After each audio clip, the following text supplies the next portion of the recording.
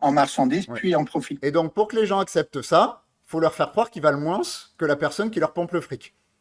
Voilà. Alors quand même, Oui, il faut leur faire croire, tu sais, je fais pas partie de ce qu'on va appeler les conspirationnistes. oui, C'est pas qu'un jour, tu sais, des capitalistes se sont dit, bon, déjà, on va inventer le capitalisme, ça serait cool. Et deuxièmement, pour que ça marche, il faudrait que les gens croient ceci, cela.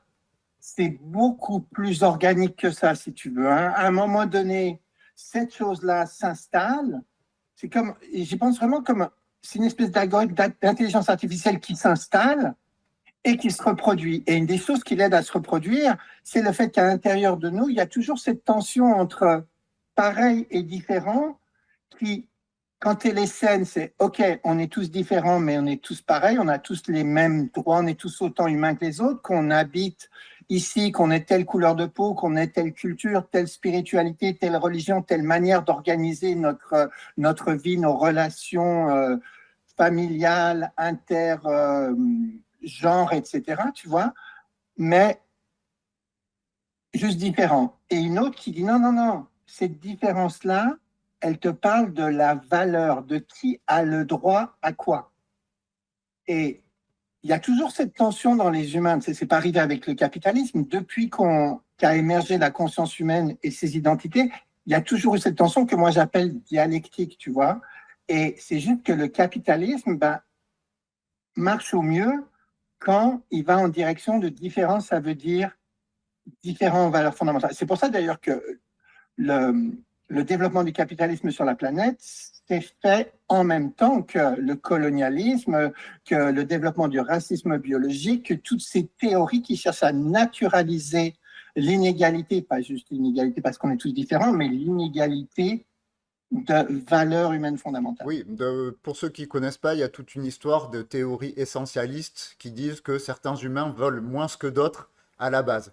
Et Tout le monde voilà. connaît, ne serait-ce que inconsciemment, ce Oui, que c'est. Ah, inconsciemment, forcément, on en a. Par contre, du coup, il y a le capitalisme, effectivement, mais avant le capitalisme, il y avait des systèmes féodaux, la monarchie de droit c'est ça. divin, et même dans des groupes de 10 personnes, L'esclavage, voilà, c'est ça, il y a plein de systèmes.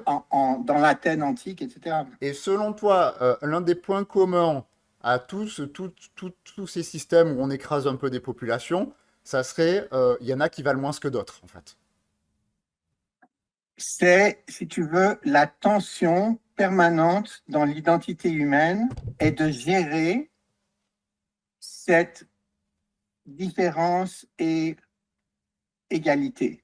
Ça fait partie de ce que c'est que d'être humain. Si tu veux. Donc, c'est un petit peu la question existentielle. C'est qui je suis en relation aux autres.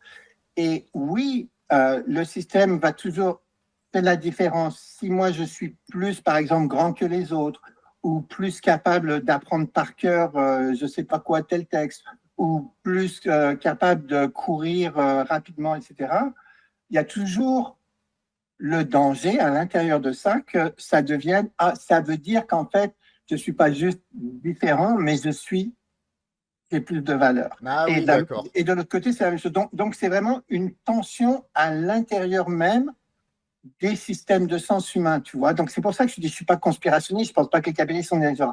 On va aller triturer la tête des gens pour faire ça. C'est juste que évidemment, ça se nourrit de ça. Ça, ce genre de système permet au système de se reproduire. Et une fois que le système se reproduit, ben, il va faire quoi? Il va chercher à éliminer tous les systèmes de sens, toutes les identités qui disent non, je suis désolé, je pense que les humains à Gaza sont aussi humains que les autres et qu'on ne peut pas les génocider simplement parce que tu racontes qu'il y a 3000 ans, dans un texte qu'on ne sait même pas qui l'a écrit, l'endroit t'avait été promis, tu vois. Hmm. Ok. Bon, donc du coup, toi, c'est pas une question juste de système de pensée, c'est vraiment une tension à la base de l'humanité. C'est qu'est-ce que je vaux? Mhm. Et juste pour ceux qui veulent plus de références, il y a plein d'études en psychologie sociale sur l'orientation sexuelle à la domination, c'est-à-dire à quel point on est sensible à qui a plus de valeur aux autres, et aussi à ce qu'ils appellent l'autoritarisme, c'est-à-dire jusqu'à quel point on crée des hiérarchies entre les êtres humains, et à quel point on considère que du coup on va enlever des droits aux gens qui sont en dessous. Et ce qui est important à voir, parce que du coup, là, tu as présenté. Ah oui, du coup, question un peu piège, un peu chiante et un peu merdique. Je les adore, Voilà. c'est mes préférés. Parce que du coup, prenons par exemple, tu as présenté le capitalisme, effectivement, c'est un système qui balance certains humains valent plus que d'autres et certains ont plus de droits que d'autres. Donc il y a des gens anticapitalistes qui critiquent ça. Voilà. Mais ces gens anticapitalistes qui créent eux-mêmes des systèmes où certains ont plus de valeur que d'autres, en fonction de leurs idées, de qui ils votent, de quelles sont leurs accointances. Du coup, ces gens-là, euh, c'est des alliés parce qu'ils luttent contre le capitalisme qui est en gros quelque chose qui crée des hiérarchies, ou alors eux aussi créent des hiérarchies, donc il faut les voir comme des ennemis, parce qu'eux aussi créent des hiérarchies. Ok, alors tu vois, et c'est pour ça que je disais ce que je disais tout à l'heure, parce que quand on dit créer, Oui, c'est oui, plus complexe et plus subtil que ça. On vit tous à l'intérieur de systèmes de sens qui sont le produit de notre histoire de mise en relation, et- d'émergence d'identité, si tu veux. Moi, je suis français, j'ai grandi en France, j'ai 63 ans aujourd'hui, j'ai grandi dans les années 70. Il y avait deux systèmes de sens présents. Il y avait encore l'idée qu'on pouvait changer le monde, un système de sens un peu. On peut dépasser tout ça. Puis il y en avait un autre aussi que je rencontrais à tous les jours, c'est-à-dire le suprémacisme raciste qui nourri, qui est présent dans la société française. Je ne me souviens pas d'un jour de mon adolescence où j'entendais pas des remarques racistes, grosse majorité contre les Arabes, une petite partie contre les Portugais, contre les trucs, un tout petit peu contre les Juifs, mais c'est tout la même chose. C'est présent, tu vois. Et après ça, quand je suis allé étudier, ben, j'ai étudié quoi? Les hommes blancs de l'Occident. Et là, le système de sens que tu intègres avec ça, c'est que finalement, bah, les seules personnes qui ont jamais pensé, y compris jusqu'à Karl Marx, c'était des Occidentaux. Donc, ça veut dire que les autres là-bas, qui sont pas occidentaux, qui n'ont pas la même couleur de peau, qui viennent de sociétés, de cultures complètement différentes, bah, très certainement, ça doit pas valoir que moi on m'a appris, puisque j'ai jamais rien appris là-dessus.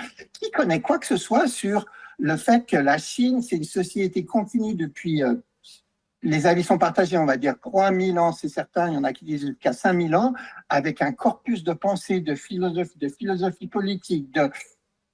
Moi, j'y connais presque rien, je m'y intéresse depuis 2 ans, et la seule chose que j'arrive à apprendre, c'est combien est vaste mon ignorance. Qui connaît les épistémologies, les cosmologies africaines, persanes, zoroastriennes et tout? On n'en a aucune idée. Et tu vois, on est dans ces systèmes-là. Donc, à l'intérieur de ces systèmes, ben, on est tous limités. C'est sûr qu'on peut, par exemple, être de gauche et révolutionnaire et imaginer que notre pensée révolutionnaire de gauche, blanche, un petit peu suprémaciste culturelle,